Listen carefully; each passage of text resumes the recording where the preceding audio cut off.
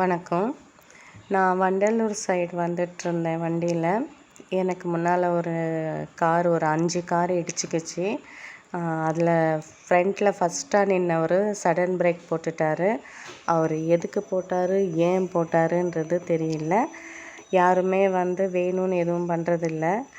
ஆக்சிடெண்ட்டுன்னா அது தெரியாமல் நடக்கிறதுக்கு பேர் தான் ஆக்சிடெண்ட். அவர் எதுக்கு போட்டாருன்னு தெரியல. அதுக்கு பின்னால் 3வதாக நான் 5 காருக்கு பின்னால் தான் நிற்கிறேன்.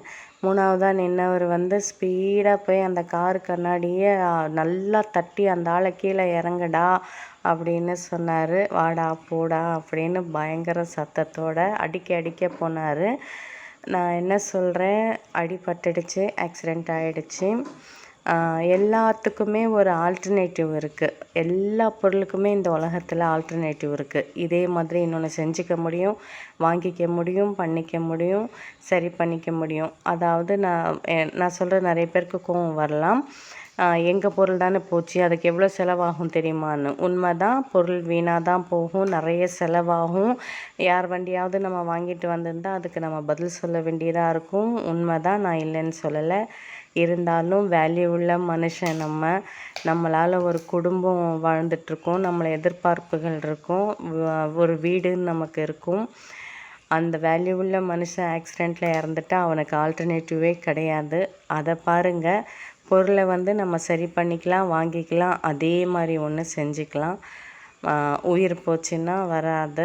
அதனால அதுக்கு அடுத்து என்னவோ அது பாருங்கள். இறங்கி சண்டை போடுறதுலையோ அவனை அடிக்கிறதுலையோ நான் பெரிய ஆளுன்னு காட்டுறதுலையோ ஒன்றுமே கிடையாது. மனுஷங்க அவ்வளவுதான்.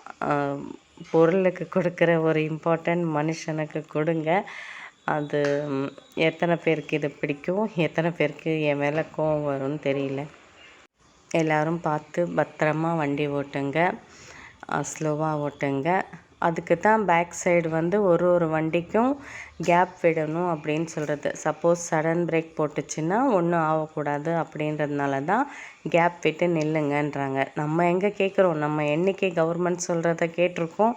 கவர்மெண்ட் நம்மளையும் என்ன சொல்லுதுன்னு தெரியல.